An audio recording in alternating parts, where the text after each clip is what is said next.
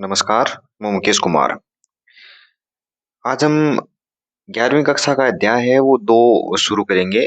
जैसा कि आपको पता है हमने चैप्टर फर्स्ट है वो फिनिश कर लिया है। उसमें हमने समुच्चय पढ़ा, समुच्चय के प्रकार पढ़े, उपसमुच्चय पढ़ा, समुच्चय का पूरक पढ़ा, समुच्चय पर संक्रियाएँ पढ़ी जिसमें यूनियन है, सेट का डिफरेंस है और सेट का इंटरसेक्शन है वो पढ़ी।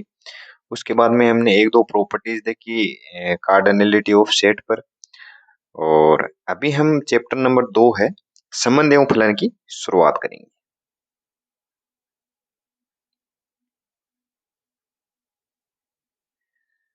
चैप्टर नंबर 2 है जिसका नाम है अपना संबंध एवं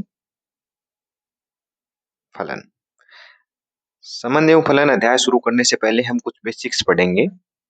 आज हमारा जो लेक्चर है वो संबंध एवं फलन टॉपिक शुरू करने से पहले जो बेसिक्स कुछ पॉइंट्स होते हैं उसके बारे में ही रहेगा। आज हम मुख्यतः 2 चीजें पढ़ेंगे कि कर्मिक युग्म या कर्मिक त्रिक क्या होता है। इनमें से अगर एक चीज को समझ लिया तो ये दोनों चीजें अपने आप में समानता रखती हैं। एक में 2 चीजें 2 अवयव आते हैं, एक में 3 अवयव आते हैं। उसके बाद में इसकी अगली कड़ी है वो हम पढ़ेंगे समुच्चयों का कार्तीय गुणन। समुच्चयों का कार्तीय गुणन और उसके बाद में अपने जो कर्मिक युग्म और समुच्चयों का कार्तीय गुणन है इस पर आधारित हम जो एक्सरसाइज अपनी 2.1 है उसके सारे क्वेश्चन करेंगे। और आज का लेक्चर है वो हम इन 2 पॉइंट्स के इर्द गिर्द ही हम पूरा करेंगे। तो अपना पहला पॉइंट क्या रहेगा, कर्मिक युग्म और कर्मिक त्रिक क्या होते हैं। कर्मिक युग्म या कर्मिक त्रिक। अगर मुझे XY तल में या 2D में अगर कोई किसी पॉइंट को दर्शाना हो, जैसे ये मैं मेरे पास में XY तल है, आपने देखा होगा XY तल है। इसमें अगर मुझे किसी पॉइंट को दर्शाना होगा, अगर मुझे इस पॉइंट को दर्शाना है, मैंने उल्टा लिख दिया है, उल्टा नहीं है, वैसे हम डिनोट कर सकते हैं, अक्ष को यहाँ लिख सकते हैं, वाई को यहाँ लिख सकते हैं, या अक्ष को यहाँ पर लिख सकते हैं और वाई को यहाँ पर लिख सकते हैं। ये सेम चीजें हैं, लेकिन अपने जो पारंपरिक तरीका है उसमें यही है कि एक्स को यहाँ लिखते हैं, वाई को यहाँ लिखते हैं, लेकिन मैंने यहाँ पे उल्टा लिख दिया, कोई दिक्कत नहीं है। आप समझिएगा कि अगर मुझे इस पॉइंट को दिखाना है एक्स वाई तल में तो मैं किस प्रकार दिखाऊंगा। हम अगर किसी 2D में पॉइंट को दर्शाते हैं तो इसी प्रकार दर्शाते होंगे। जैसे अगर यहाँ पर मैं 2 लेता हूँ और यहाँ पर मैं 3 लेता हूँ तो इस प्रकार से दर्शाते होंगे 3,2, यानी जो नीचे होता है उसको पहले लिख देते हैं और जो ऊपर होता है उसको बाद में लिख देते हैं। चलिए आपका कंफ्यूजन है वो दूरी कर देते हैं, हम यहाँ वाई लिख देते हैं, यहाँ पर अक्ष लिख देते हैं। और इस तल को क्या कहते हैं हम, एक्स वाई तल, एक्स वाई प्लेन। इसमें हमने अगर इस पॉइंट को दिखाया है तो किस चीज से दिखाया है, 3,2 से। अब 3,2 को हम इस प्रकार से भी नहीं लिखते हैं कभी 3,2, हम कभी इस प्रकार भी नहीं लिखते हैं 3,2। क्यों? क्योंकि इसकी एक फिक्स परिभाषा है कि ये कर्मिक युग्म में लिखा जाएगा। इसको हम क्या कहते हैं, कर्मिक युग्म। यही चीजें हैं वो कर्मिक युग्म कहलाती हैं। अगर किसी तल में किसी बिंदु को दिखाना हो, जैसे XY तल में अगर किसी बिंदु को दिखाना हो तो मैं किस प्रकार लिखूंगा, 3,2 को दिखाने के लिए मैं इस प्रकार से लिख दूंगा कि ये 3 है और ये 2 है, और ये जो 3 है वो अक्ष एक्सिस पर है और 2 है वो वाई एक्सिस पर है। अब अगर मुझे मैं इसी चीज में कहूं कि XY तल में 4,5 को बिंदु द्वारा निरूपित कीजिए।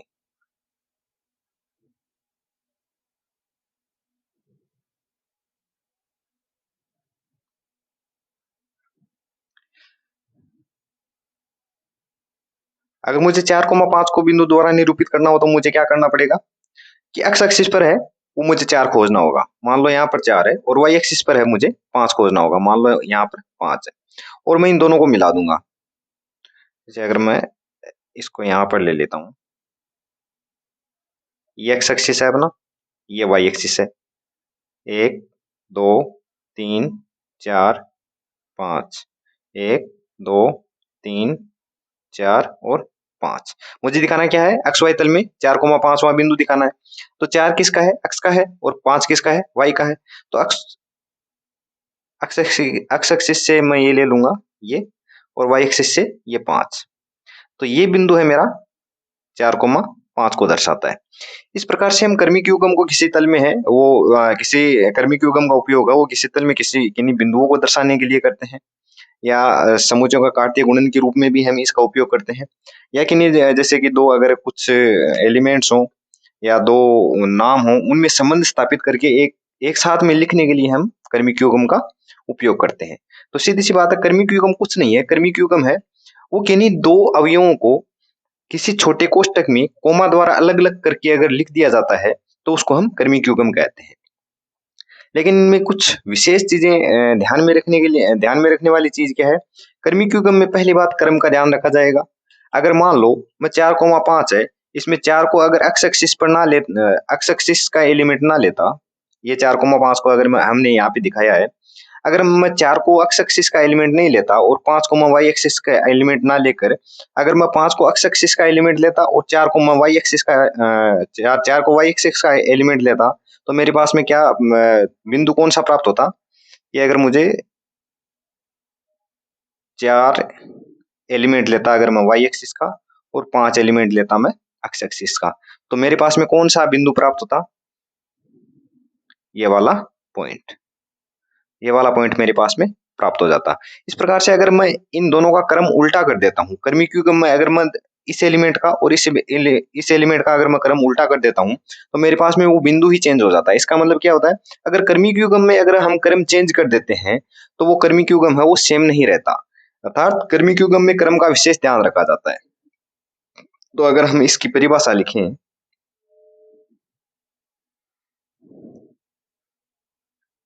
किन्हीं दो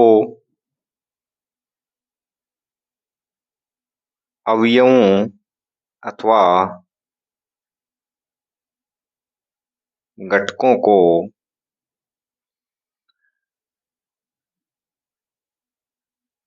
छोटे कोष्ठक में कोमा द्वारा विभाजित करते हुए एक विशेष क्रम या निश्चित क्रम में लिखा जाता है, तो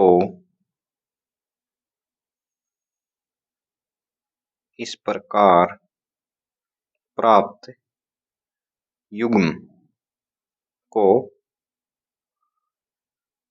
कर्मिक युग्म कहते हैं। अब हम बात करें कर्मिक त्रिक की। अमूमन हमारे पास में काम में आने वाली चीज है वो कर्मिक युग्म है।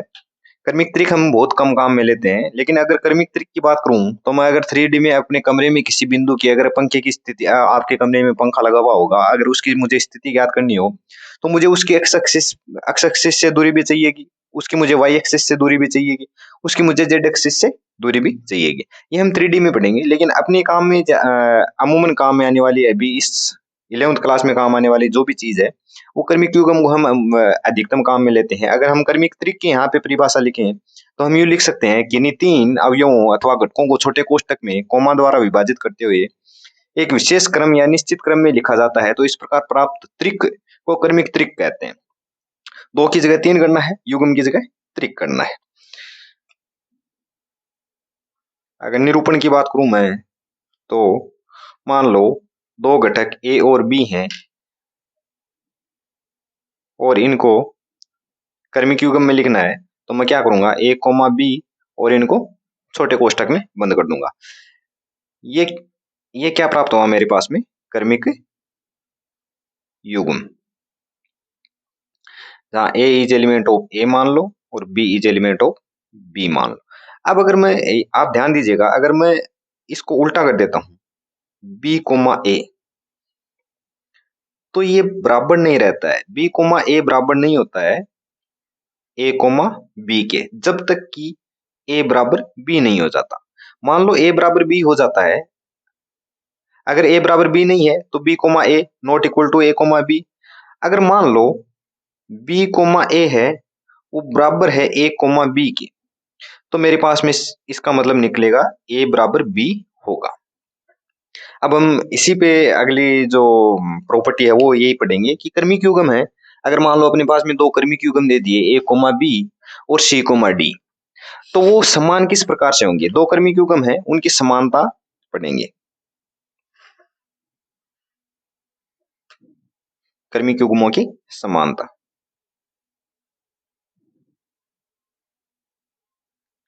कर्मिक युग्मों की समानता। माना ए कोमा बी और सी कोमा डी दो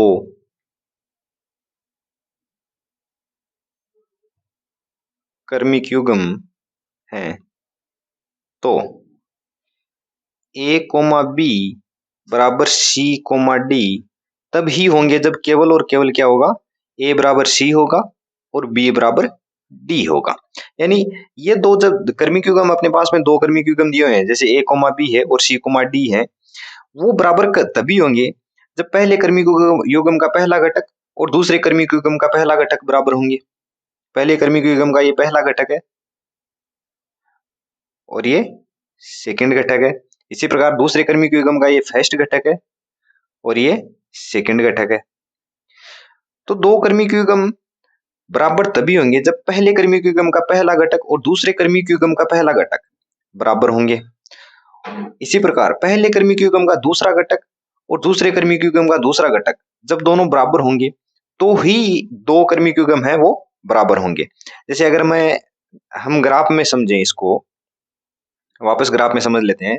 जैसे ये वाई एक्सिस है, ये एक्स एक्सिस है, इस पर 1 2 3 4 5, 1 2 3 4 5, ए कोमा बी बराबर सी कोमा डी। ये मेरे पास में मान लो अक्स अक्स वाई तल में कोई दो बिंदु है, ए कोमा बी है और सी कोमा डी है। ये दोनों बिंदु हैं वो एक ही, यानी एक समान कब होंगे, ये दोनों बिंदु एक ही होने चाहिए। या तो ये बिंदु ये होना चाहिए, या फिर ये बिंदु ये होना चाहिए, या फिर ये बिंदु ये होना चाहिए। अब मैं मान लें एक बिंदु को पकड़ लेते हैं, इस बिंदु को पकड़ लेते हैं, ये बिंदु और ये, इसको ए कोमा बी नाम दे देते हैं। ये ए कोमा बी है, वो सी कोमा डी कब कहलाएगा। देखो अगर ए कोमा बी ले लेता हूं मैं, मान लो a comma b is equal to, मेरे पास में आ गया एक्स एक्सिस वाला पॉइंट और वाई एक्सिस वाला पॉइंट, 2,4 आ गया। अब c comma d a comma b के बराबर कब होगा, जब सी बराबर ए हो, यानी सी बराबर 2 हो। इसी प्रकार बी बराबर डी हो, यानी बी बराबर 4 हो। यानी सी कोमा डी बराबर अगर मेरे पास में 2,4 आता है तो ही ये बिंदु है वो सी कोमा डी कहलाएगा, अन्यथा ये बिंदु सी कोमा डी नहीं कहलाएगा। इस प्रकार से दो कर्मिक युग्म ए कोमा बी और सी कोमा डी दो कर्मिक युग्म दिए हुए हैं, तो वो बराबर तब ही होंगे जब पहले कर्मिक युग्म का पहला घटक दूसरे कर्मिक युग्म के पहले घटक के बराबर होगा और दूसरे कर्मिक युग्म का पहले कर्मिक युग्म का दूसरा घटक दूसरे कर्मिक युग्म के पहले घटक के बराबर होगा, तभी ये दो कर्मिक युग्म है वो समान होंगे। अगर आपको वापस भी समझ में नहीं आया तो आप मुझे कमेंट कर सकते हैं।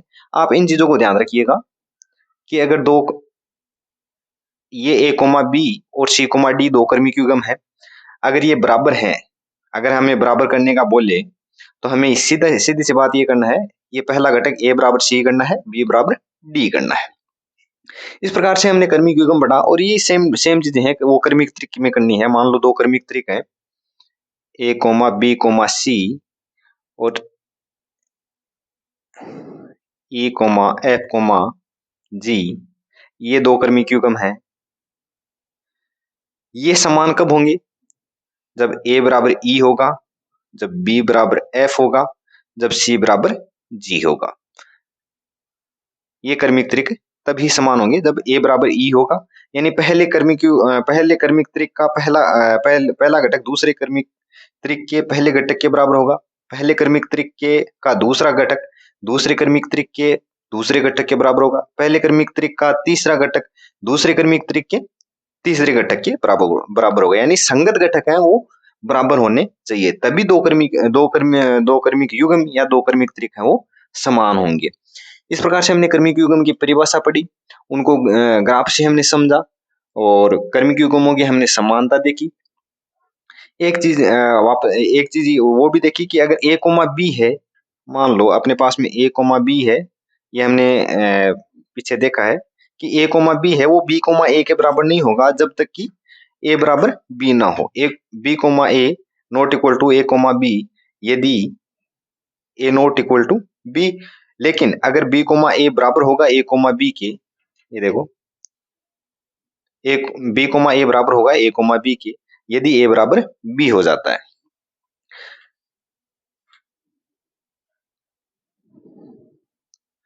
अब हम अपना जो नेक्स्ट पॉइंट है, जैसा कि हमने शुरू में देखा था कि इसमें हम दो चीजें पढ़ेंगे, कर्मिक युग्म और कर्मिक युग्म या कर्मिक त्रिक और समुच्चयों का कार्तीय गुणन।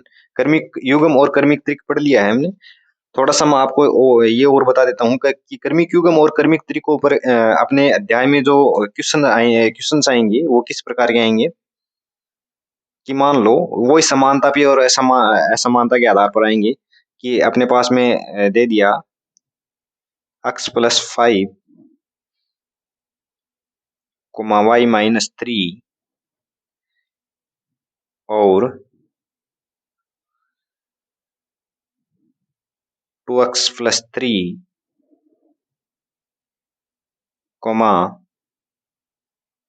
7 दो कर्मिक युग्म है।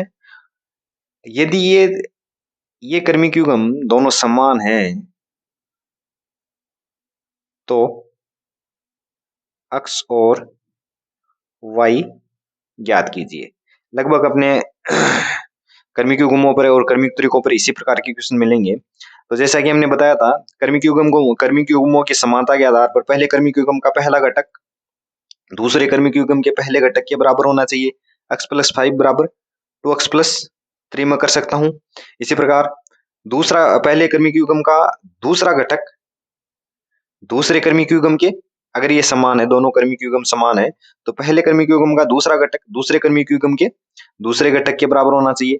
इस प्रकार से अगर मैं इनको यहां से सोल्व करूं तो मेरे पास में x इज इक्वल टू प्राप्त हो जाता है 2 और y इज इक्वल टू मेरे पास में प्राप्त हो जाता है 10। ये लगभग क्वेश्चन है वो कर्मिक युग्मों पर इसी प्रकार के आएंगे। अब हम आगे बढ़ जाते हैं, समुच्चयों का कार्तीय गुणन। कर्मिक युग्म और कर्मिक त्रिक पढ़ लिए हैं तो अपने पास में समुच्चयों के कार्तीय गुणन पढ़ने में हमें कोई दिक्कत नहीं आएगी।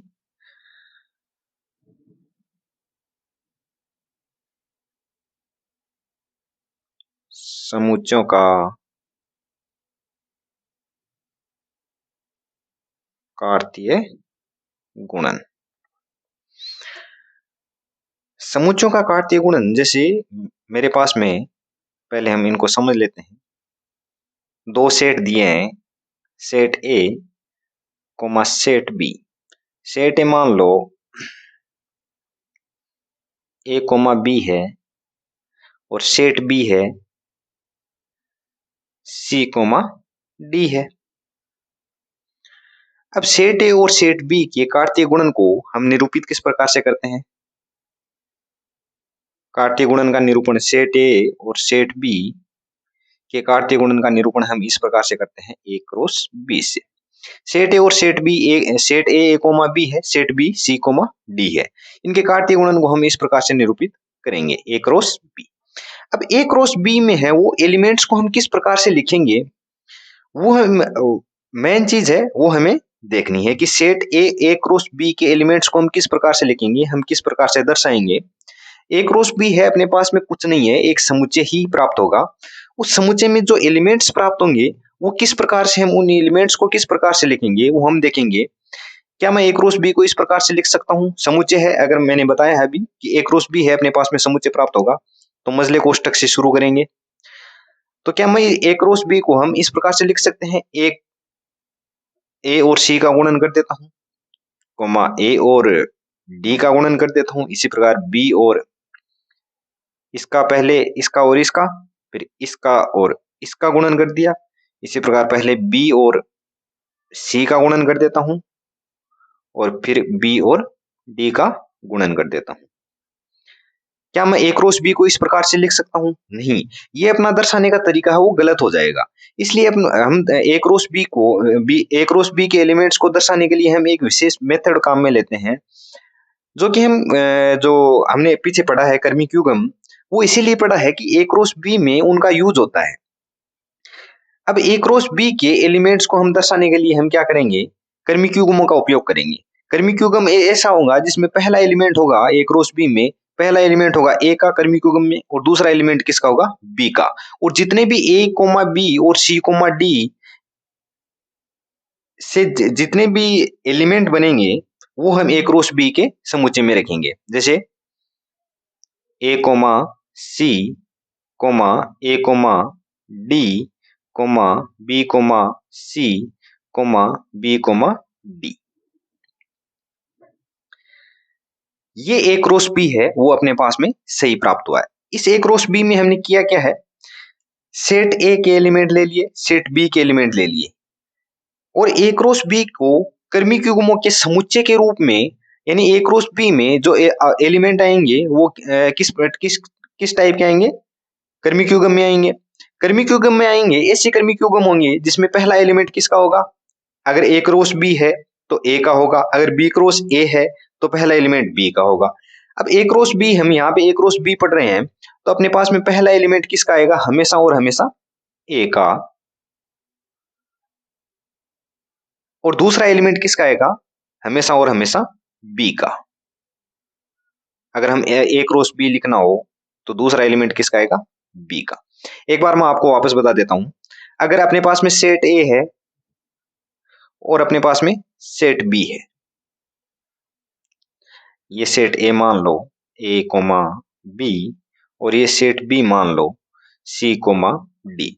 इनका कार्तीय गुणन, इनके क्रॉस प्रोडक्ट को हमें लिखना है, तो हम किस प्रकार से लिखेंगे, क्रॉस प्रोडक्ट भी अपने पास में एक समुच्चय आएगा, समुच्चय होगा कर्मीक्यूगमों का, उस ऐसे कर्मीक्यूगमों का होगा जिसमें पहला एलिमेंट किसका होगा, ए का होगा, और दूसरा एलिमेंट किसका होगा, सेट बी का होगा।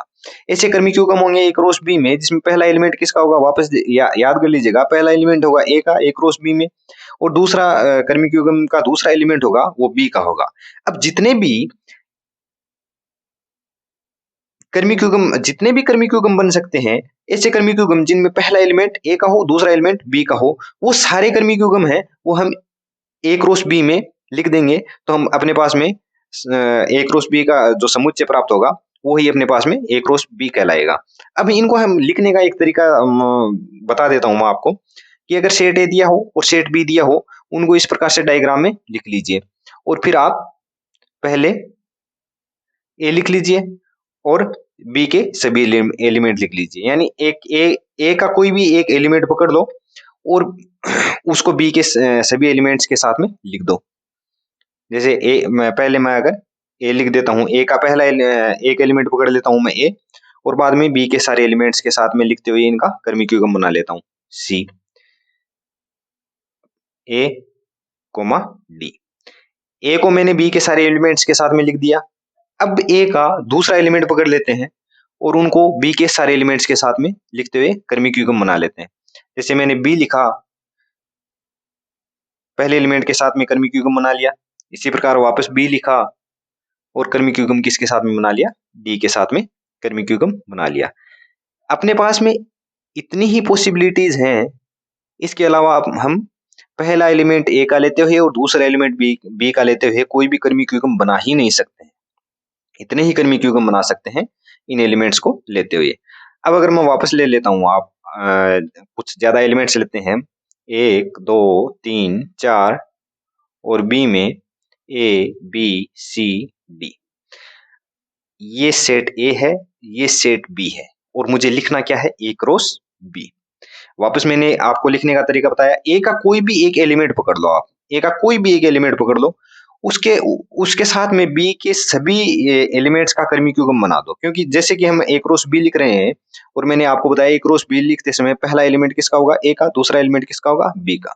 तो पहले हम ए के एक को पकड़ लेते हैं, सेट ए के एलिमेंट एक को पकड़ लेते हैं और उसका सभी सभी के साथ में हम कर्मिक युग्म बना देते हैं, बी के एलिमेंट्स के साथ में कर्मिक युग्म बना देते हैं। जैसे एक के साथ में एक लिखा, इसी प्रकार एक के साथ में बी लिखा, इसी प्रकार एक के साथ में सी लिखा, इसी प्रकार एक के साथ में डी लिखा। एक के साथ में बी के सारे एलिमेंट्स लिखते हुए हमने कर्मिक युग्म बना दिए। अब हम एक को छोड़ देंगे, अब हम पकड़ेंगे दो को। दो को ए के साथ में लिख दिया, दो को बी के साथ में लिख दिया, दो को सी के साथ में लिख दिया और दो को डी के साथ में लिख दिया। इसी प्रकार हम तीन को लिख देंगे, इसी प्रकार हम चार को लिख देंगे। मैं तीन को छोड़ते हुए चार को डायरेक्ट लिख देता हूं क्योंकि अपने पास में थोड़ी सी जगह कम है। 4 ए, 4 बी, 4 सी, 4 डी। बीच में मैं छोटे छोटे में तीन के साथ में भी लिख देता हूँ। 3 ए, 3 बी, 3 सी और 3 डी। इस प्रकार से अपने पास में ए क्रॉस बी के सारे एलिमेंट प्राप्त हो गए। अब वापस ध्यान दीजिए, हमने सेट ए में 2 एलिमेंट लिए और सेट बी में 2 एलिमेंट लिए। अपने पास में कितने एलिमेंट प्राप्त हुए ए क्रॉस बी में, एक। ये देखो ए और सी है, ये एक कर्मिक युग्म है, वो ए क्रॉस बी का एलिमेंट है। मैंने वापस बताया था, अगर सेट ए है और सेट बी है और सेट ए और बी का हमें सेट ए और बी का हमें कार्तीय गुणन प्राप्त करना हो तो ए क्रॉस बी है, वो भी अपने पास में एक समुच्चय प्राप्त होगा। ऐसा समुच्चय प्राप्त होगा जिसमें एलिमेंट्स किस प्रकार के होंगे, कर्मिक युग्म होंगे। ऐसे कर्मिक युग्म होंगे जिसमें पहला एलिमेंट ए का होगा, पहला घटक ए का होगा और कर्मिक युग्म का दूसरा घटक है वो बी का होगा। तो ए क्रॉस बी में अगर सेट ए में 2 एलिमेंट है, सेट बी में 2 एलिमेंट है, तो अपने पास में ए क्रॉस बी में कितने एलिमेंट प्राप्त हुए, 1 2 3 और 4। इसी प्रकार से अगर मेरे पास में सेट ए में 1 2 3 4 और सेट बी में 1 2 3 4 दोनों में 4 एलिमेंट है, तो ए क्रॉस बी में मेरे पास में कितने एलिमेंट प्राप्त हुए, 1 2 3 4, 1 2 3 4 4 4 8। इसी प्रकार से 3 और 4 के साथ में भी 8। तो टोटल एलिमेंट कितने प्राप्त हुए मेरे पास में, यहाँ पर 16 और यहाँ पर 4।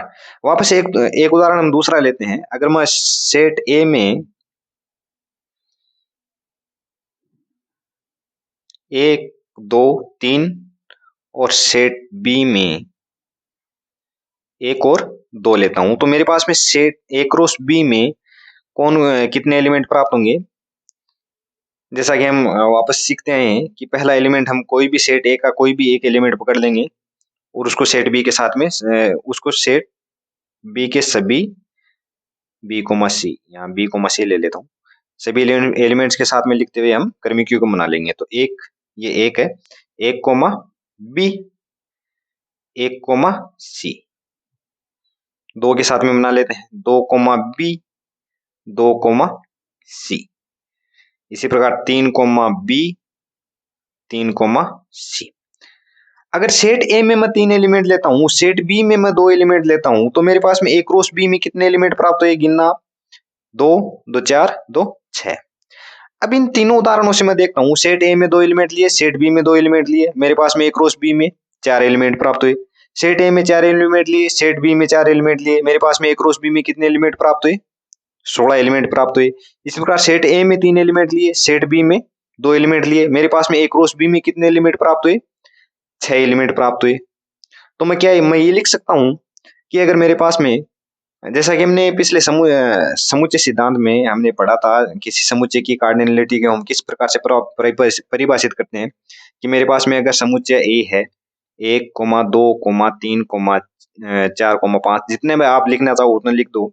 अगर ये समुच्चय ए है और उसकी मुझे कार्डिनलिटी निकालनी हो, गणनीयता निकालनी हो, तो मैं इस गणनीयता को हम किस प्रकार से डिनोट करते थे, नंबर ऑफ ए। और नंबर ऑफ ए को हम किस प्रकार से लिखते थे कि ए में जितने भी एलिमेंट हैं उसको हम उसकी कार्डिनलिटी कहते थे और उसको एन ए से निरूपित करते थे। जैसे ए में अगर 5 एलिमेंट है तो N A is equal to 5। वापस देखना,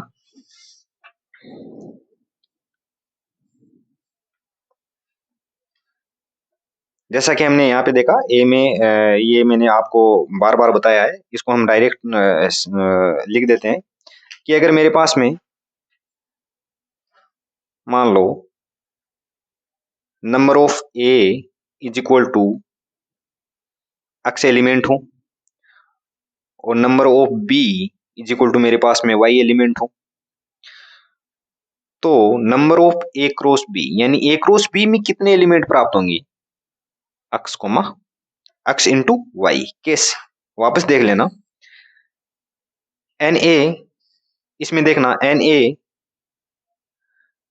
यहाँ पे बता देता हूं मैं, N A is equal to 2, N B is equal to 2, N A cross B is equal to मेरे पास में ये देखो 4, 4 एलिमेंट प्राप्त हुए। इसी प्रकार से इसमें N A is equal to 4, N B is equal to 4, तो एन ए क्रॉस बी यानी ए क्रॉस बी में कितने एलिमेंट होंगे, 16। यहाँ पे हमने सिद्ध किया है। इसी प्रकार इसमें देखना, एन ए में कितने एलिमेंट है, 3, एन बी में कितने एलिमेंट है, 2, तो एन ए क्रॉस बी में कितने एलिमेंट प्राप्त हुए अपने पास में, 6। अब हम इसको थोड़ा सा परिभाषित कर लेते हैं। समझा मैंने आपको पूरा दिया है, अभी अब हम इसको परिभाषित करेंगे और आगे हम एक्सरसाइज अपना अध्याय जो एक्सरसाइज 2.1 है उसके सारे क्वेश्चंस करेंगे।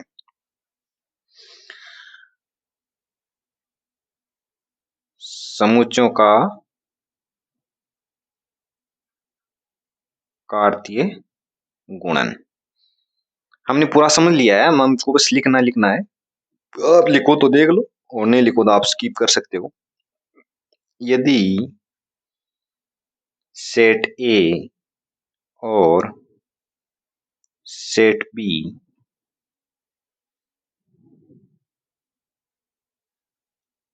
कोई दो समुच्चय हैं तो ए और बी का कार्तीय गुणन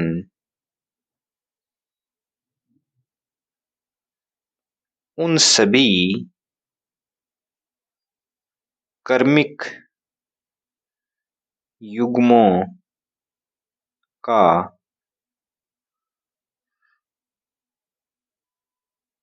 समुच्चय होगा जिसमें उन क्रमिक युग्मों का समुच्चय होगा जिसमें पहला अवयव या घटक, क्रमिक युग्म में पहला अवयव या घटक किसका होगा, अगर ए क्रॉस बी हमें लिखना हो ये कारण तो ए और बी का कार्तीय गुणन यानी ए क्रॉस बी लिखना हो तो पहला घटक क्रमिक युग्म का पहला घटक किसका होगा, ए का, जिसमें पहला अवयव या घटक सेट ए का और दूसरा घटक सेट बी का होगा। इस प्रकार से प्राप्त सभी क्रमिक युग्मों का सेट ए और बी का कार्तीय गुणन कहलाता है।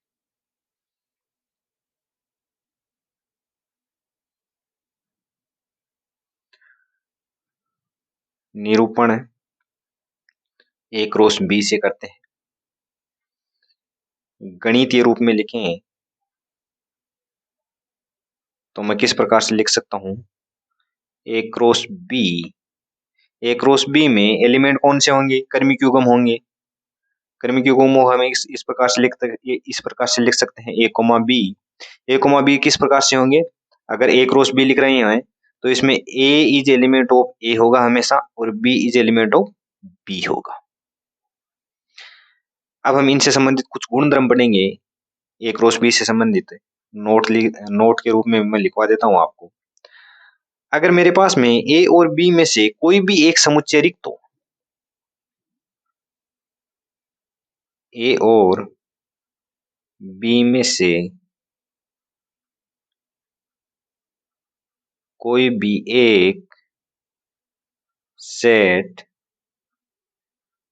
रिक्त सेट है तो ए क्रॉस बी हमेशा रिक्त सेट प्राप्त होगा। समझेंगे हम इसको, लेकिन एक और नोट लिखवा देता हूं। यदि ए और बी में से कोई भी एक सेट अपरिमित है,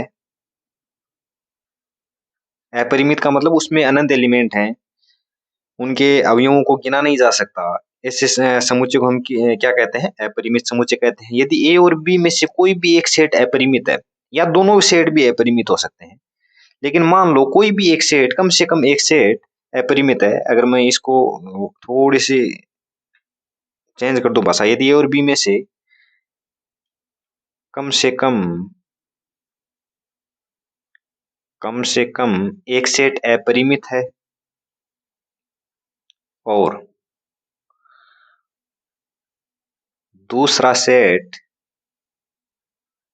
अरिक्त है। ये क्यों लिखा मैंने? दूसरा सेट अरिक्त होना क्यों जरूरी है वो भी मैं बताऊंगा आपको। दूसरा सेट अरिक्त है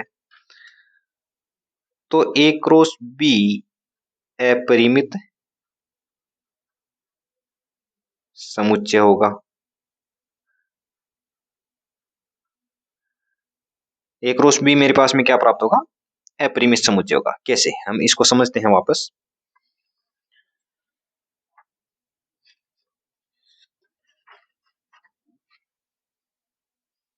आप इनको ध्यान में रखना, ये दो मैंने लाइनें लिखाई हैं, इनको ध्यान में रखना आप। इनको हम सिद्ध करेंगे कैसे? मान लो मेरे पास में कोई सेट ए है, कोई सेट बी है, और इसमें से मान लो सेट ए में दो एलिमेंट है, मान लेते हैं हम दो एलिमेंट है, यानी ये एक अरिक्त सेट है। लेकिन सेट बी है, उसमें कोई भी एलिमेंट नहीं है, सेट बी क्या है? रिक्त सेट है। तो क्या मैं ए और बी को लेते हुए क्रमिक युग्म बना सकता हूं? मान लो मैं क्रमिक युग्म बना देता हूं, मुझे ए क्रॉस बी लिखना है, तो ए क्रॉस बी में क्या होते हैं? ऐसा क्रमिक युग्म होता है जिसमें पहला अवयव किसका होगा? ए का होगा, दूसरा अवयव किसका होगा? बी का होगा। ये लो जी, हम ए क्रॉस बी लिखते हैं। ए क्रॉस बी समुच्चय है तो हम मजला कोष्टक लगा देते हैं, छोटा कोष्टक लगाएंगे। पहला एलिमेंट मान लो हमने ए का लिख दिया एक, अब दूसरा एलिमेंट क्या लिखोगे आप? बी में तो कोई एलिमेंट है ही नहीं, इसलिए हम क्रमिक युग्म बनेगा ही नहीं। अगर कोई भी एक सेट रिक्त है, दो सेट में से कोई भी एक सेट रिक्त है, तो उनका क्रॉस प्रोडक्ट हम ले ही नहीं सकते, क्योंकि उनसे कोई क्रमिक युग्म बनेगा ही नहीं जिसमें पहला एलिमेंट समुच्चय ए का हो और दूसरा एलिमेंट किसका हो? समुच्चय बी का हो, क्योंकि बी में कोई एलिमेंट है ही नहीं। इसलिए हम क्या कर सकते हैं? ए क्रॉस बी हम लिख ही नहीं सकते हैं। इसका मतलब ए क्रॉस बी अपने पास में रिक्त समुच्चय प्राप्त होगा, रिक्त सेट। तो ये लिखा मैंने, यदि ए और बी में से कोई भी, अगर मान लो यहाँ पे बी में कोई एलिमेंट होता और ए में कोई भी एलिमेंट नहीं होता, तो भी हम यही करते हैं। जैसे मेरे पास में ये सेट ए है, वो रिक्त है, ये ए सेट रिक्त है, ये सेट ए रिक्त है, और सेट बी में मान लो ए बी सी है, तो मैं पहला क्रमिक युग्म का पहला एलिमेंट कहाँ से लाऊंगा? क्योंकि ए रिक्त है तो ए क्रॉस बी लिख नहीं पाऊंगा, क्योंकि इसमें क्रमिक युग्म का पहला एलिमेंट मेरे पास में प्राप्त ही नहीं होगा। दूसरा एलिमेंट प्राप्त होगा, लेकिन क्रमिक युग्म में दो एलिमेंट होने जरूरी है, और पहला एलिमेंट ए का होगा अगर ए क्रॉस बी लिख रहे हैं। तो इस प्रकार से हम ए और बी में से अगर कोई भी एक सेट रिक्त है, तो ए क्रॉस बी हमेशा और हमेशा रिक्त समुच्चय प्राप्त होगा। दूसरा स्टेटमेंट हमने क्या दिया, यदि ए और बी में से कम एक सेट अपरिमित है। क्या लिखा है, यदि ए और बी में से कम एक सेट अपरिमित है। अपरिमित का मतलब जिसमें एलिमेंट्स हैं वो अनंत हैं, जिनकी हम गिनती नहीं कर सकते। जैसे अगर मैं सेट ए अपरिमित लेता हूँ, 1 2 3 डॉट डॉट डॉट आगे बढ़ते हुए जा रहे हैं, और सेट बी है, या तो सेट बी है वो अपरिमित हो सकता है, या सेट बी है वो अरिक्त होना जरूरी है। इसमें देखना, अपरिमित समुच्चय तभी होगा जब दूसरा सेट अरिक्त है या अपरिमित है। दूसरा सेट या तो अरिक्त होना चाहिए या अपरिमित होना चाहिए। है तो ए क्रॉस बी अपरिमित होगा। कैसे, जैसे यदि मैं ए लूं, यदि मैं बी लूं, ए में मैं ए को अरिक्त सेट नहीं लेते, अरिक्त सेट ले लेते हैं, और उसमें हम फिक्स एलिमेंट यानी परिमित समुच्चय बना देते हैं। मान लो इसमें ए में 2 एलिमेंट है और बी में 1 2 3 डॉट डॉट, बी को हम अपरिमित बना देते हैं। तो अब मैं ए क्रॉस बी में कितने एलिमेंट लिख सकता हूँ, जैसा कि मैंने आपको पढ़ाया था कि ए क्रॉस बी को लिखते टाइम पर एक ए के किसी एलिमेंट को पकड़ लो और बी के सारे एलिमेंट्स के साथ में लिख दो। तो चलिए लिखते हैं, ए के हम एक को पकड़ते हैं, बी के सारे एलिमेंट्स के साथ में लिखते हैं। एक के साथ में लिख दिया, एक को 2 के साथ में लिख दिया, एक को 3 के साथ में लिख दिया, एक को 4 के साथ में लिख दिया। कितने के साथ में लिखोगे, क्योंकि बी है वो अनंत के साथ में जा रहा है। इस प्रकार से अपने पास में अभी तो एक के साथ लिख रहे हैं, फिर 2 के साथ में भी लिखना होगा, तो ये अनंत तक जा रहा है और इसमें 2 एलिमेंट है, तो इसका मतलब ए क्रॉस बी में भी कितने एलिमेंट प्राप्त होंगे अपने पास में, अनंत प्राप्त होंगे। अब मान लेते हैं हम ए को है वो रिक्त सेट ले लेते हैं, तो अपने पास में वो पहले वाली प्रॉपर्टी बन जाएगी कि अगर ए और बी में से कोई भी एक सेट रिक्त है तो अपने पास में दूसरा ए क्रॉस बी है वो रिक्त प्राप्त होगा। कैसे, अगर मैं यहाँ ना तो ए है, एक है ना 2 है, तो मैं कर्मिक युग्म का पहला एलिमेंट लिख ही नहीं पाऊंगा। तो इस प्रकार से अपने पास में ए क्रॉस बी क्या प्राप्त होगा, रिक्त समुच्चय प्राप्त होगा। अब मान लो ए भी अपरिमित समुच्चय है, बी भी अपरिमित समुच्चय है, तो मेरे पास में क्या प्राप्त होगा, मान लो 1 2 3 डॉट डॉट डॉट, ये भी बढ़ता जा रहा है और बी भी बढ़ता जा रहा है। तो भाई भैया सीधी सी बात है, एक के साथ में आप लिखते लिखते ही थक जाओगे, अनंत तक कहाँ तक लिखोगे। लेकिन फिर भी आप मान लो अनंत तक लिख भी दो, पहली बात तो ये संभव ही नहीं है, ये यहीं पर अपरिमित हो गया। आप एक के साथ में लिखते लिखते बी के सारे एलिमेंट लिखोगे, अनंत तक जाएंगे, यही अपरिमित हो जाएगा। फिर 2 के साथ में लिखोगे, फिर 3 के साथ में, फिर ए के अनंतवें एलिमेंट के साथ में बी के सारे एलिमेंट लिखोगे, 1 2 3 और अनंतवां। इसका मतलब अगर कोई भी मान लो अगर दोनों सेट अपरिमित है तो भी ए क्रॉस बी अपरिमित होगा। यदि ए और बी में से एक सेट अरिक्त है, एक अपरिमित है, तो भी ए क्रॉस बी अपरिमित होगा। लेकिन अगर ए और बी में से एक सेट अपरिमित है लेकिन एक सेट रिक्त है, तो अपने पास में क्या प्राप्त होगा, एक क्रॉस बी रिक्त समुच्चय प्राप्त होगा। यानी सीधी सी बात आपको क्या ध्यान में रखनी है, यदि ए और बी में से कोई भी एक सेट रिक्त यानी 5 सेट प्राप्त हो जाए, तो आंख बंद करके अपने को क्या देखना है, ए और ए क्रॉस बी है अपने पास में रिक्त समुच्चय होगा। और यदि ए और बी में से कम एक सेट अपरिमित है, दोनों हो तो दी बेस्ट है, तो ए क्रॉस बी अपरिमित होगा ही। लेकिन अगर कम से कम एक सेट अपरिमित है और एक सेट अरिक्त है, इसमें ध्यान देने वाली कौन सी बात है, यदि ए और बी में से कम एक सेट अपरिमित होना आवश्यक है और दूसरा सेट है वो अरिक्त होना जरूरी है, यानी उसमें कम से कम एक एलिमेंट अगर होगा तो ही ए क्रॉस बी अपरिमित होगा।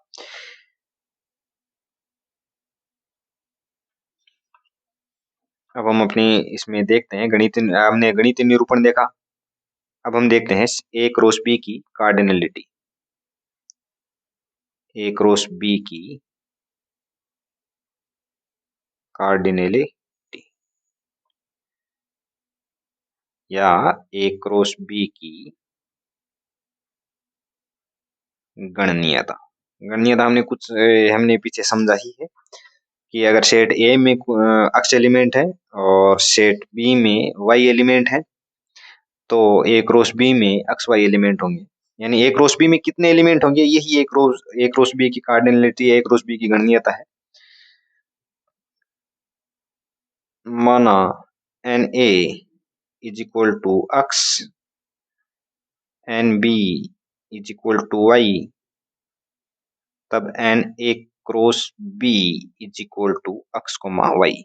यानी ए क्रॉस बी समुच्चय में कितने एलिमेंट प्राप्त होंगे अपने पास में, वो ही क्या कहलाती है, उसकी कार्डिनलिटी कहलाती है।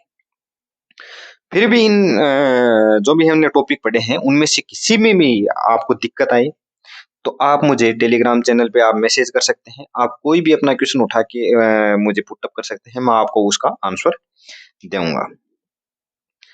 अब हम इस एक्सरसाइज से संबंधित हैं वो क्वेश्चंस करते हैं। क्वेश्चंस के फॉर्मेट है वो मैंने आपको सारे फॉर्मेट बता दिए हैं, फिर भी अगर कुछ अलग आएगा उसको हम वापस कर लेंगे और हर एक क्वेश्चन को हम जीरो से ही करेंगे, इसमें आपको कोई दिक्कत नहीं आएगी। आपने पहले की थ्योरी पढ़ी है या नहीं पढ़ी, आपने थोड़ा बहुत भी अगर अपने स्कूल में पढ़ा होगा या कहीं पढ़ा होगा, बुक से पढ़ा होगा, तो भी आपको ये चीजें समझ में आ जाएंगी।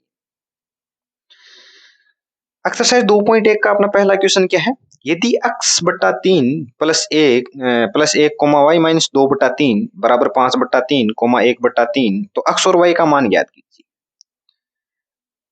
इस क्वेश्चन को दूसरी भाषा में किस प्रकार से लिख सकता है अगला, कि x और y के किन मानों के लिए कर्मित युग्म, ये दो कर्मी अपने को ये तो ध्यान में आ ही जाएगा कि ये दो अपने पास में क्या दिए गए हैं, कर्मित युग्म, ये कर्मित युग्म है, ये कर्मित युग्म है। इनको दूसरे फॉर्मेट में लिख दिया कि दो कर्मित युग्म दिए हैं, तो x और y के किन मानों के लिए ये दोनों कर्मित युग्म हो समान कर्मित युग्म होंगे। और इसमें क्या दिया है, क्या दिया है, ये कर्मित युग्म है और ये कर्मित युग्म है, ये एक कर्मित युग्म है, ये दूसरा कर्मित युग्म है। यहाँ इन दोनों को समान दिया है और पूछा क्या है, x और y का मान याद करो। और यहाँ पे क्या दिया है, इन दोनों कर्मित युग्मों का अलग अलग दे दिया और पूछ लिया x और y के किन मानों के लिए समान होंगे। जैसा कि हमने पहले सीखा है और अब हम वापस सीखेंगे कि किन्हीं दो कर्मित युग्मों को अगर हमें उनकी समानता पूछे, अगर दो कर्मित युग्म समान दे दे या उनकी समानता पूछे या ऐसा पूछे कि किन मानों के लिए ये कर्मित युग्म है वो समान होंगे, तो हमें कुछ नहीं करना है। पहले इन जैसे अगर इस फॉर्मेट में दिया हुआ है तो वो तो डायरेक्ट दिया हुआ है ही समान। अगर इस फॉर्मेट में दिया हुआ है और किन मानों के लिए समान पूछा, एक्स और वाई के किन मानों के लिए समान कर्मित युग्म होंगे ऐसा पूछा है, तो हमें कुछ नहीं करना है, इतना ही करना है, जो कर्मित युग्म दिए हुए होंगे उनको हम बराबर बराबर में लिख देंगे। x/3 plus 1 sorry x/3 plus 1 comma Y minus 2/3 बराबर 5/3 कोमा 1/3। ये क्वेश्चन है वो अब इस क्वेश्चन में बदल गया है। अब हमें x और y के मान ज्ञात करने हैं। जैसा कि हमने पढ़ा था कि दो कर्मित युग्म तभी समान होंगे जब पहले कर्मित युग्म का पहला घटक क्या है, x/3 प्लस 1 और दूसरे कर्मिक युग्म का पहला घटक बराबर होंगे। दूसरे कर्मिक युग्म का पहला घटक क्या है, 5/3, ये दोनों घटक बराबर होंगे। एवं सेकंड पॉइंट क्या, पहले कर्मिक युग्म का दूसरा घटक, क्या है, y-2/3 और दूसरे कर्मित युग्म का दूसरा घटक इज इक्वल टू 1/3। यानी पहले कर्मित युग्म का पहला घटक और दूसरे कर्मिक युग्म का पहला घटक बराबर होने चाहिए और पहले कर्मिक युग्म का दूसरा घटक और दूसरे कर्मिक युग्म का दूसरा घटक दोनों बराबर होंगे, तब ही दोनों कर्मिक युग्म है वो बराबर होंगे। और हमें दिया क्या है, x और y के किन मानों के लिए, यानी x और y के हमें मान निकालनी है। हम यहाँ से आराम से मान निकाल सकते हैं। अगर मैं x/3 बराबर 5/3 minus 1 is equal to 2/3 implies that x is equal to मेरे पास में 2 आ जाता है। इसी प्रकार से अगर मुझे y का मान निकालना हो, y माइनस 2/3 बराबर 1/3 है, 2/3 को मैं इधर ले जाता हूँ, 1/3 प्लस 2/3 बराबर y का मान मेरे पास में क्या आ जाता है, 1। तो x का मान अगर 2 होगा और y का मान अगर मेरे पास में 1 होगा तो ये दोनों कर्मित युग्म जो दिए हैं वो समान प्राप्त होंगे। तो इस प्रकार से हमने पहला क्वेश्चन पूरा कर लिया है। अब हम एक्सरसाइज 2.1 के क्वेश्चन नंबर 2 की तरफ बढ़ते हैं। क्वेश्चन नंबर 2 में अपने पास में क्या दिया है, यदि समुच्चय ए में 3 अवयव है तथा बी में तीन चार पांच अवयव हैं, यानी बी में भी तीन अवयव हैं, तो ए क्रॉस बी में कितने अवयव होंगे? हमने थ्योरी पढ़ते टाइम पे ये पढ़ा था कि अगर किसी समुच्चय अगर ए क्रॉस बी में हमें एलिमेंट पूछे कि कितने एलिमेंट होंगे, और ए में एलिमेंट दिए हों और बी में कितने एलिमेंट है ये दिया हो, तो हम उसको आसानी से निकाल सकते हैं कि ए क्रॉस बी में कितने एलिमेंट होंगे। फिर भी मैं आपको वापस बता देता हूं कि यदि किसी समुच्चय ए में कितने एलिमेंट है दिया है, तीन एलिमेंट है, और बी में कितने एलिमेंट है, एक, दो और तीन। बी में भी कितने एलिमेंट है, तीन। हर एक चीज तो मैं वापस नहीं बता सकता आपको, कुछ मैंने शॉर्ट वीडियोज के रूप में भी जो कुछ प्रॉपर्टीज हैं वो डाल रखी हैं, जैसे किसी समुच्चय की गणनीयता को हम किस प्रकार से निकालते हैं, और अगर मेरे पास में ए में कितने एलिमेंट है वो दिया हो, बी में कितने एलिमेंट है वो दिया हो, तो हम ए क्रॉस बी में कितने एलिमेंट होंगे उनको किस प्रकार से निकालेंगे, वो मैंने शॉर्ट वीडियोज में भी डाल रखा है। मतलब उनके भी अलग अलग से छोटे छोटे वीडियो डाल रखे हैं। आप अगर पूरा वीडियोज ना देखो किसी एक्सरसाइज का, तो वो भी आप जाके देख सकते हो, क्योंकि मैं हर एक मतलब छोटा छोटा पूरा सूत्र है वो हर एक क्वेश्चन में एक्सप्लेन नहीं कर सकता, हमें डायरेक्ट बढ़ना होता है, वरना वीडियोज बहुत लंबा हो जाता है, वैसे भी बहुत लंबा हो रहा है। तो अगर मेरे पास में एन इज इक्वल टू तीन दिया है और N B is equal to तीन तीन दिया है, तो ए क्रॉस बी में मुझे पूछा है कि ए क्रॉस बी में कितने अवयव होंगे, तो हम डायरेक्ट ये सूत्र लगाते हैं कि अगर मुझे ए क्रॉस बी में अवयवों की संख्या पूछी है, तो हम N A into N B ये सूत्र लगाते हैं। यहाँ पे N A is equal to तीन है और N B is equal to तीन है, इसका मतलब एन ए क्रॉस बी में कितने एलिमेंट होंगे, 9 एलिमेंट हो गए। फिर भी मैं आपको वापस बता देता हूँ, मान लो ए है, उसमें तीन एलिमेंट है, कौन कौन से, ए बी और सी। इसी प्रकार बी में कौन कौन से एलिमेंट है, तीन चार और पांच। तो ए क्रॉस बी में मेरे पास में कौन कौन से एलिमेंट होंगे, ए क्रॉस ए बी सी माने हैं हमने, इस क्वेश्चन में दिए नहीं है, हमने माने हैं लिखने के लिए। तो हम कर्मित युग्म अगर इसके लिखेंगे तो ए को फिक्स कर लो और इसको तीन चार पांच के साथ में वेरी कर दो, ए चार ए पांच। इसी प्रकार बी को फिक्स कर लो और चार, सॉरी, तीन चार और पांच। इसी प्रकार सी को फिक्स कर लो और तीन चार और पांच। हो गया। अब गिन लो इनको, एक क्रॉस बी में कितने एलिमेंट होंगे, एक दो तीन चार पांच छह सात आठ नौ, नौ एलिमेंट हुए। अगर ए में तीन एलिमेंट है, बी में तीन एलिमेंट है, तो एन ए क्रॉस बी में एन ए और एन बी का गुणा कर देना, उतने एलिमेंट अपने पास में प्राप्त हो जाएंगे। क्वेश्चन नंबर 10, नेक्स्ट क्वेश्चन करते हैं। इस क्वेश्चन में दिया क्या है कि कार्तीय गुणन ए क्रॉस ए में 9 एलिमेंट है, ठीक है, मान लिया।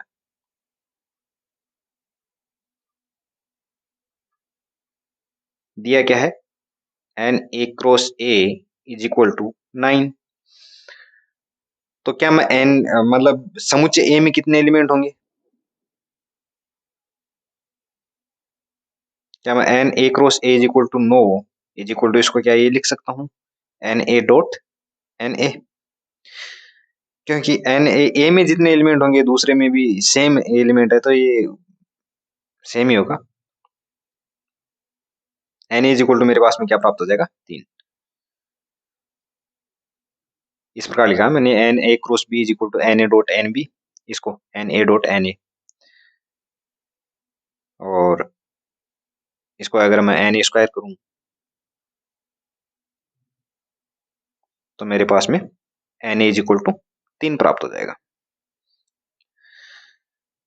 नेक्स्ट क्या दिया है, नौ अवयव है, ए क्रॉस ए में नौ अवयव है। ये लो जी, ए क्रॉस ए में नौ अवयव है। अब हम ए क्रॉस ए के सारे एलिमेंट्स लिखेंगे, क्योंकि ए क्रॉस ए के शेष अवयव भी हमें ज्ञात करना है। लेकिन इसमें कितने एलिमेंट दिए हैं हमें, दो एलिमेंट दिए हैं, -1, 0 दिया है और 0, 1 दिया है। जैसा कि मैंने आपको सिखाया था कि हम ए क्रॉस बी को किस प्रकार से लिखते हैं, लेकिन यहाँ पे ए क्रॉस बी है नहीं, सिर्फ ए और ए है। पहला एलिमेंट भी किसका, ए का, दूसरा मान लो इस ए का है और दूसरा एलिमेंट इस ए का है। दूसरे क्रमिक युग्म में पहला एलिमेंट इस ए का है, दूसरा एलिमेंट इस ए का है। लेकिन जो इस ए का एलिमेंट है, सीधी सी बात है वो इस ए का एलिमेंट होगा, और जो इस ए का एलिमेंट है वो सीधी सी बात है इस ए का एलिमेंट होगा, क्योंकि दोनों सेट है वो समान सेट है। तो इसमें कौन कौन से एलिमेंट नहीं आए, 0 और 1 आ गया, तो इसमें से बचा कौन सा, -1। इसी प्रकार -1 और 1, यानी सेट ए मेरे पास में क्या प्राप्त हो गया,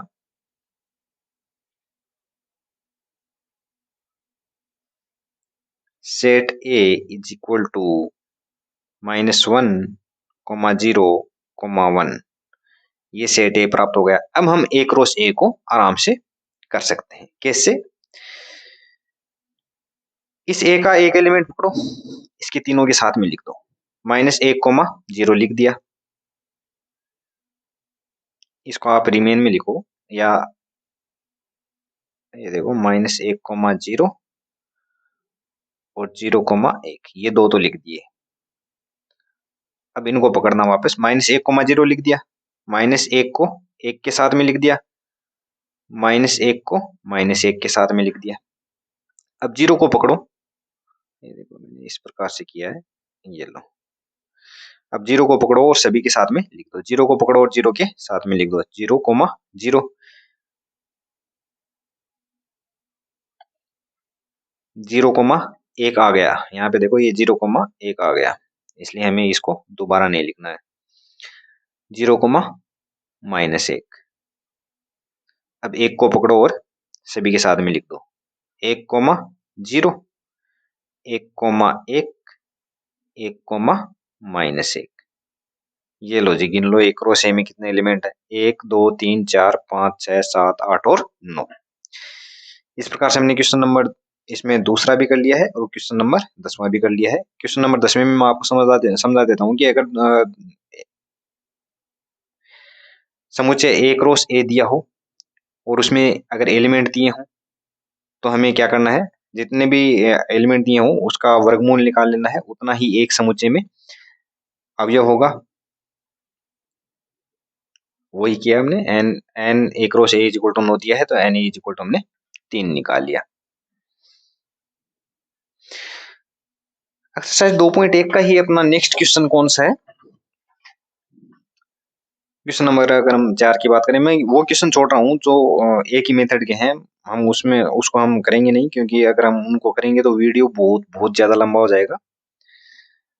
अगर उनमें प्रॉब्लम आए तो मैं टेलीग्राम चैनल का लिंक है वो डिस्क्रिप्शन में दे दूंगा, उस पर आप मुझे मैसेज भेज सकते हैं, अपने प्रॉब्लम का फोटो खींच के भेज सकते हैं, मैं उसको सोल्व करके आपको बता दूंगा।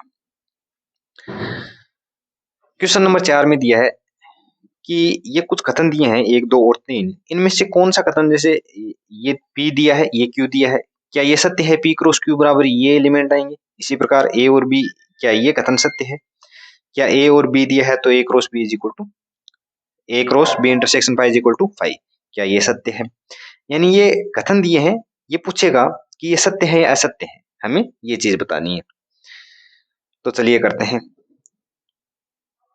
हमें क्या दिया है, P दिया है और Q दिया है, और पूछा है P क्रॉस, क्या P क्रॉस Q बराबर ये होगा। तो हम डायरेक्ट अपना जो मेथड है वो निकाल लेते हैं उससे।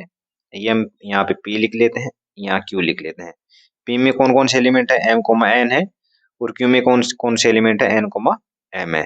तो मुझे P क्रॉस Q लिखना है। P क्रॉस Q लिखने के लिए P का कोई भी एक एलिमेंट पकड़ लूंगा और Q के सारे एलिमेंट्स के साथ में लिख दूंगा।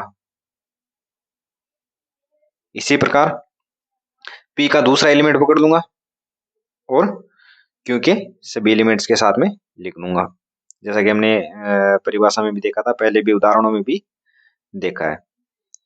तो क्या ये P क्रॉस Q और ये P क्रॉस Q सेम है, नहीं है। इसमें 2 एलिमेंट है और इसमें 4 एलिमेंट है, तो ये कथन है वो क्या है, असत्य है। अगर हम P क्रॉस Q के सारे एलिमेंट्स ना लिख के हम उसकी P क्रॉस Q के कुल एलिमेंट निकाल लेते कि P क्रॉस Q में कितने एलिमेंट होंगे, तो भी हम डायरेक्ट इसको असत्य करार दे सकते थे। कैसे कि P में कितने एलिमेंट है, 2 एलिमेंट है, Q में कितने एलिमेंट है, 2 एलिमेंट है, तो P क्रॉस Q में कितने एलिमेंट होंगे, जितने एलिमेंट P में होंगे उसका गुणा जितने एलिमेंट Q में होंगे। यानी N P cross Q is equal to N P dot N Q is equal to 2 × 2 is equal to 4। यानी पी क्रॉस क्यू में कितने एलिमेंट होने चाहिए? 4, लेकिन यहाँ पे कितने? 2। इसका मतलब क्या हुआ? ये पी क्रॉस क्यू है वो गलत है। तो दोनों प्रकार से हमने इसको असत्य कथन सिद्ध कर दिया है। नेक्स्ट क्या है? नेक्स्ट ये सीधी सी जो परिभाषा हमने पीछे लिखी थी, सेम परिभाषा वही है। ये आप वापस पढ़ लीजिए। ए और बी अरिक्त सेट है, ठीक है। तो ए क्रॉस बी कर्मित युग्मों का एक अरिक्त समुच्चय है, जहां कर्मित युग्म x, y एवं x is element of A, y is element of B. Same ये परिभाषा है कि यदि सेट और सेट भी दो समुच्चय हैं तो ए और बी का कार्तीय गुणन कौन से कर्मित युग्म प्राप्त होंगे? ए और बी का कार्तीय गुणन ऐसे कर्मित युग्म होगा जो जिसमें पहला एलिमेंट ए है वो ए का अवयव होगा और दूसरा एलिमेंट बी है वो बी का एलिमेंट होगा। सेम यही किया है। ए और बी क्या दिया है?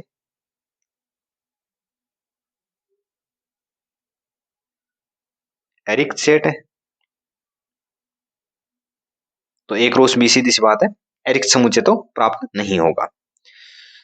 तो मेरे पास में a cross B is equal to ऐसे कर्मित युग्मों का समुच्चय प्राप्त होगा जिसमें पहला एलिमेंट किसका होगा? ए का होगा और दूसरा एलिमेंट किसका होगा? बी का होगा। सेम यही दिया है। ये थ्योरेटिकल रूप में दिया है, ये हमने मैथमेटिकल रूप में दे दिया है, मैं लिख दिया है। तो ये कथन क्या है? सत्य कथन है।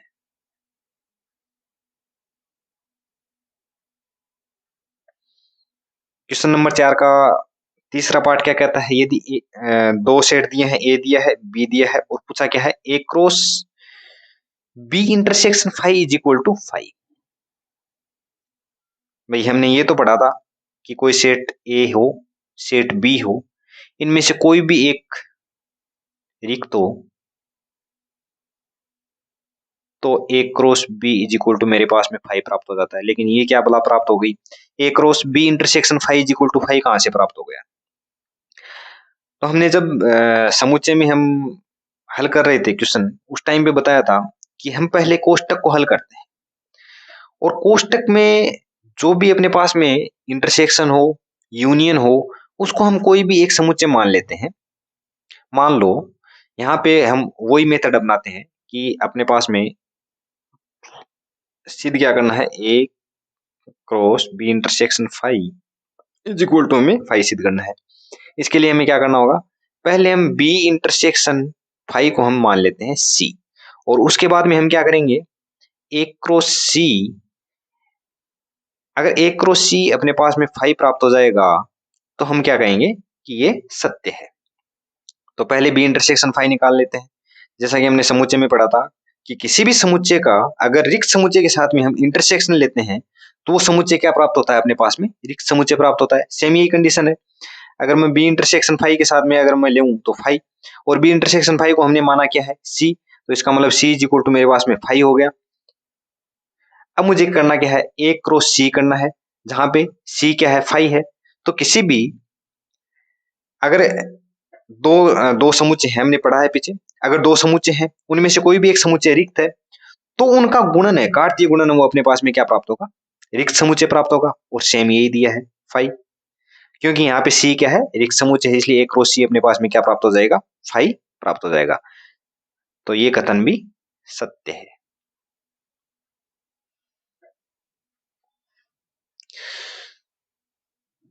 अब तक हमने क्वेश्चन नंबर 4 तक कर लिए हैं। अपना एक्सरसाइज 2.1 का नेक्स्ट क्वेश्चन क्या है? नेक्स्ट क्वेश्चन है कि यदि a cross B is equal to, a cross b के सारे एलिमेंट दे दिए और हमें पूछा है ए और बी। इसको हम देख लेते हैं वापस थोड़ा सा, मैं आपको बता देता हूँ। अगर समुच्चय ए और बी के यानी ए क्रॉस बी के एलिमेंट दे दिए हूँ, मेरे पास में ए क्रॉस बी के सारे एलिमेंट दे दिए हूँ x, y such that x is element of A और y is element of B, तो मुझे ए और बी को किस प्रकार से लिखना होगा? A is equal to x और b is equal to y। अब इनको हमें बढ़ा के दे दिया जाए, यानी शॉर्ट फॉर्म में ना देके प्रत्येक एलिमेंट लिख दिया जाए ए क्रॉस बी का 1, 2, 2, 3, 3, 4, 4,5। मैं अपने मन से लिख रहा हूँ, कुछ भी हो सकता है, A, B, C, A, D, कुछ भी हो सकता है। 5,6। ये हमें A क्रॉस B दे दिया हो तो हम A और B किस प्रकार से लिखेंगे, क्योंकि ये हमने A क्रॉस B की परिभाषा लिखते समय समय क्या लिखा था कि अगर A क्रॉस B के हम एलिमेंट लिख रहे हैं तो उसमें क्या होगा, कर्मित युग्म का पहला एलिमेंट किसका होगा, समुच्चय A का होगा, और कर्मित युग्म का दूसरा घटक किसका होगा, B का। इसी प्रकार से इसमें ये पहला घटक A का, दूसरा घटक B का, पहला घटक A का, दूसरा घटक B का, पहला घटक A का, दूसरा घटक B का, पहला घटक A का, दूसरा घटक B का। तो मैं सेट A को किस प्रकार से लिख सकता हूँ, कर्मित युग्म के पहले पहले घटक को हम सेट A के एलिमेंट मानेंगे। मानेंगे क्या होते हैं सेट A के, तो सेट A के एलिमेंट लिखने के लिए मुझे क्या करना होगा, कर्मित युग्म का पहला एलिमेंट लिख दूंगा, 1, 2, 3, 4 और 5। इसी प्रकार से सेट बी, अगर मुझे सेट बी निकालना हो तो कर्मित युग्म के जो दूसरे घटक हैं उन सारे दूसरे सभी कर्मित युग्मों के दूसरे घटक को मैं सेट बी में लिख दूंगा, 2, 3, 4, 5 और 6। इस प्रकार से अगर हमें A क्रॉस B के एलिमेंट दिए हों तो सेट ए और सेट बी निकालने हैं। सेम क्वेश्चन नंबर 6 कि A क्रॉस B दिया है और सेट ए और सेट बी ज्ञात करना है। तो set A is equal to कर्मित युग्म का पहला घटक सेट ए में आएगा, तो ये लो जी ए, सेम ए, रिपीट नहीं करना, समुच्चय लिख रहे हैं तो किसी भी अवयव को रिपीट नहीं करना है। इसमें बी, इस प्रकार सेट ए में क्या आएंगे, ए और बी आएंगे। सेट बी में क्या आएंगे, सभी कर्मित युग्मों के दूसरे घटक सेट बी में आएंगे। तो दूसरा, पहले कर्मित युग्म का दूसरा घटक x, दूसरे कर्मित युग्म का दूसरा घटक y, तीसरे कर्मित युग्म का दूसरा घटक x, लेकिन वो हम लिख चुके, रिपीट नहीं करेंगे। चौथे कर्मित युग्म का दूसरा घटक y, वो भी हम लिख चुके हैं, वो भी हम रिपीट नहीं करेंगे।